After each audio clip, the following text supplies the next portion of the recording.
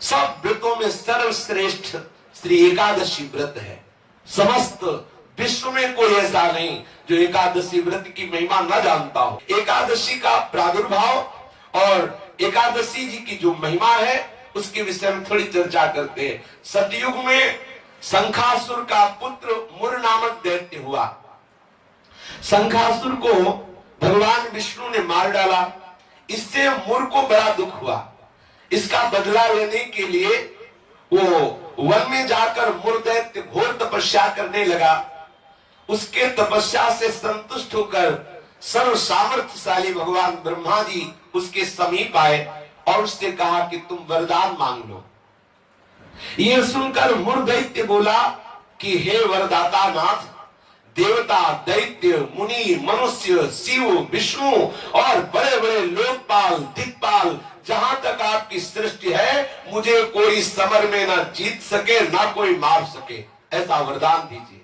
इतना उसने तप किया मुर दैत्य ने कि भगवान ब्रह्मा को विवश होकर के ऐसा ही हो तथास्तु, ऐसा ही हो कहना पड़ा। अब ब्रह्मा जी ऐसा कह करके अपने लोक को चले गए।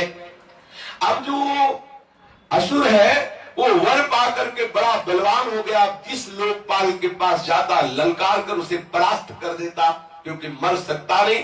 ब्रह्मा जी ने ऐसा वर दिया है। लोकपालों को जीतकर समस्त लोकों पर अपना उसने अधिकार कर लिया और समस्त लोकपालों के पद पर वो दैत्यों को नियुक्त करता।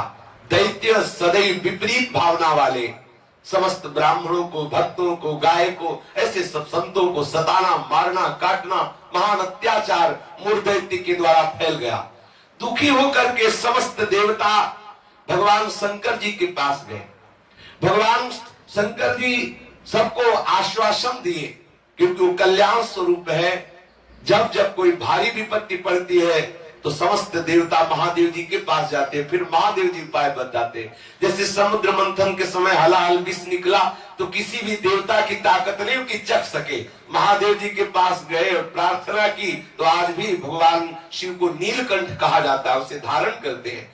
यद्यपि इनकी सेवा है सृष्टि का संहार करना, पर सृष्टि की रक्षा जहां कोई नहीं कर पाता वहां ये करने के लिए बुलाए जाते। हलाहल विष पीने के लिए किसे बुलाया गया? इन्हीं को तो बुलाया गया।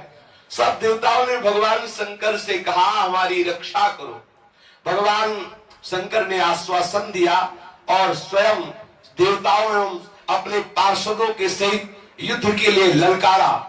मुर दैत्य ने बहुत भयंकर युद्ध किया, लेकिन युद्ध में विजय मुर दैत्य की हुई, क्योंकि आशीर्वाद है भगवान ब्रह्मा जी का। अब देवताओं ने देखा दैत्यों की तो प्रबल सेना बढ़ती चली आ रही है। अब भगवान श्री हरि का स्मरण किया, भगवान विष्णु का कि हे नाथ, आप ही अब रक्षा कर सकते हो।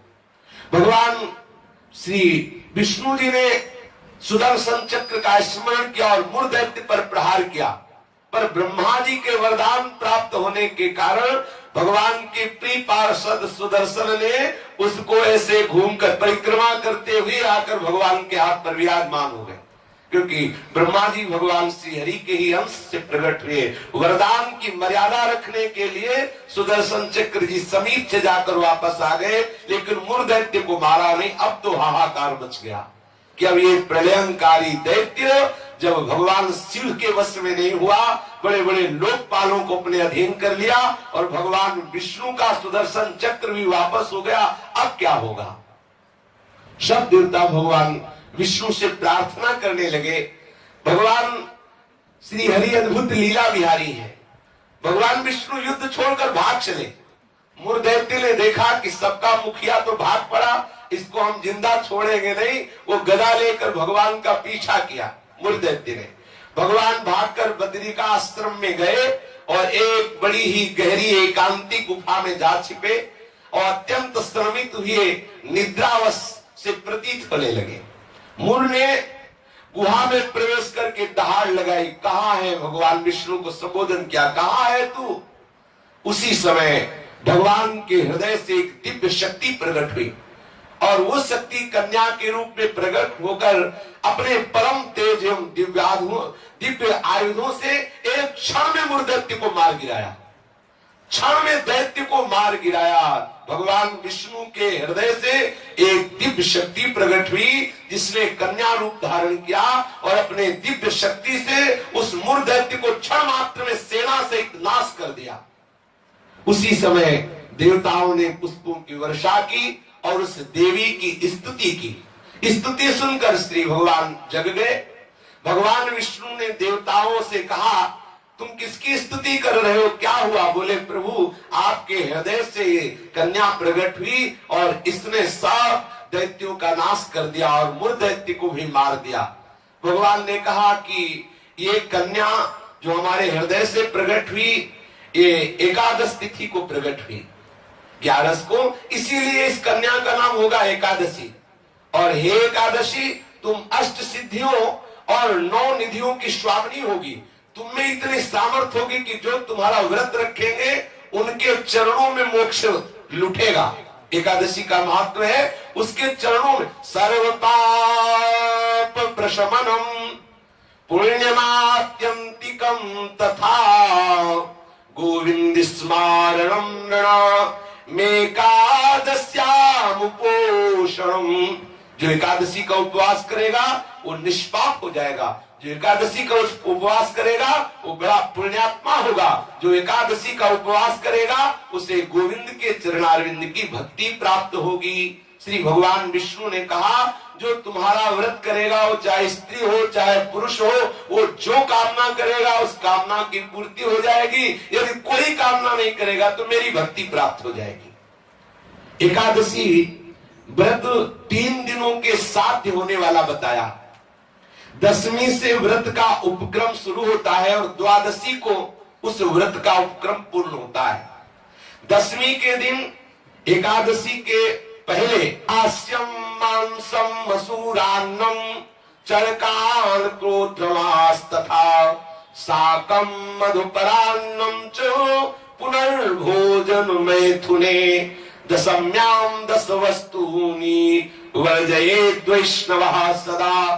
जो एकादशी व्रत रहे उनको चाहिए कि 10वीं की तिथि में वो कांसे के पात्र में कुछ पावे ना, मसूर की दाल न पावे, कभी मांस का स्पर्श भी न करे, पाने की तो बात जाने दो, चना न पावे, कोदो न पावे, कोई साग न पावे और शहद न पावे और किसी दूसरे के द्वारा दिया हुआ भोजन न पावे और 2 बार भोजन न पावे और मैथुन न करे। ये 10वीं की तिथि में ऐसा नियम धारण करें।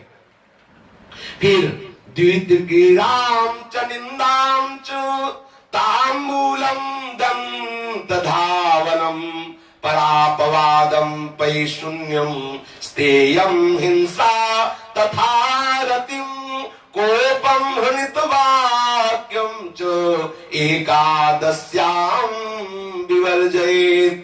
अब एकादशी के दिन 10वीं के दिन ऐसे नियम से रहे कि कांस के पात्र में कुछ पावे ना, मसूर की दाल ना पावे, मांस का स्पर्श भी न करे, चना ना पावे, कोदो न पावे, कोई साग न पावे, शहद न पावे, दूसरे के द्वारा दिया हुआ कुछ न पावे और 10वीं को 1 बार भोजन करे, मैथुन क्रिया न करे। तब एकादशी के दिन ये नियम ले कि कभी जुआ ना खेले, ना किसी को खेलता हुआ देखे। एक बार दृष्टि पर जाए हटा ले, जैसे लोग ताश वगैरह खेलते। एकादशी के दिन नींद न ले, एकादशी के दिन पान न खावे, एकादशी के दिन दातून न करे, एकादशी के दिन किसी की चोरी न करे, हिंसा न करे, किसी के साथ मैथुन न करे, कभी क्रोध न करे और झूठ ना बोले।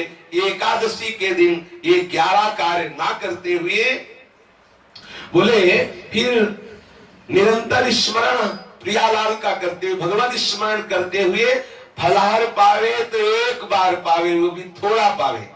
अब हमें तो लगता है कि जितना और दिन पदार्थ पाने को नहीं मिलते उतना तो एकादशी का दिन। बोले अमुक की खीर बनाओ, उसके कूटू की पकौड़ी बनाओ और उसका सिंघाड़े का हलवा बनाओ, ये वो। अब एकादशी का मतलब क्या है? अरे 24 घंटे उपवास करो या तो बहुत बहुत जल पी लो, बहुत लगे तो 1 बार कुछ फल या कुछ ऐसे साधारण, वो भी उतना कि 1 दिन में मर थोड़ी जाएगा कोई। जो एकादशी हाँ, तो काहे का व्रत फिर, अगर खूब कचौड़ी पकौड़ी सब बना के उसकी पाओ तो। एकादशी का तात्पर्य है भगवत आराधन में तन्मय रहना। सुबह से कुछ ना पावे, 24 घंटे में एक बार कुछ जल दूध कुछ थोड़ा सा पाले, और फिर द्वादशी के दिन कांस्यम मांसे सुराम छौद्रम तैलम वितथ भाषणम व्यायामं च प्रवासं च पुनर्भोजन मैथुने अस्पृश्यास्पर्शमासूरे द्वादश्याम द्वादशम त्यजेत्। द्वादशी को भी कांसे के पात्र में भोजन न करे, मांस न स्पर्श करे, मदिरा न पीवे और शहद न पावे, तेल का बना पदार्थ न पावे, झूठ न बोले, कस के व्यायाम न करे, परदेश गमन न करे, दोबारा भोजन न करे, मैथुन न करे, जो स्पर्श करने योग्य नहीं उनका स्पर्श न करे, मसूर की दाल न खाए। ये 12 वस्तुएं द्वादशी को त्याग दे। दसवीं के दिन पूर्वाह्न में एक बार हविष्यान्न भोजन करना चाहिए। इसके बाद दसवीं के दिन कुछ नहीं खाना पीना चाहिए। एकादशी के दिन ब्रह्म मुहूर्त में उठकर प्रातःकालीन कृत्य से निवृत्त होकर स्नान करके भगवत प्रसन्नता के उद्देश्य से व्रतोपवास का संकल्प लेकर संध्या तर्पण बंदन आदि जो भी गुरु प्रदत्त उपासना है या प्रियालाल के षोडोपचार विधि से पूजन करे, फिर प्रणाम नमस्कार आदि करे, रात्रि भर जागरण करे, कीर्तन करे। निर्जल व्रत करना सबसे श्रेष्ठ एकादशी व्रत को कहा गया है। पूज्य श्री मथुरादास जी 12 महीना निर्जल एकादशी करते थे। वयोवृद्ध होने पर भी प्राय वैष्णव जन बड़ा आदर पूर्वक एकादशी का व्रत रहते। द्वादशी के दिन पूर्वत सेवा पूजा करके पहले श्री प्रियालाल का श्री हरि का चरणामृत ले और कम से कम एक साधु को भोजन करावे, फिर पावे। ऐसा एकादशी का विधान है। और एकादशी का फल क्या है? पाप नष्ट हो जाते हैं, मोक्ष की प्राप्ति हो जाती है। यदि निष्काम रहे तो भगवत प्रसन्नता उसको प्राप्त होती है, मतलब भक्ति का वर्धन होता है।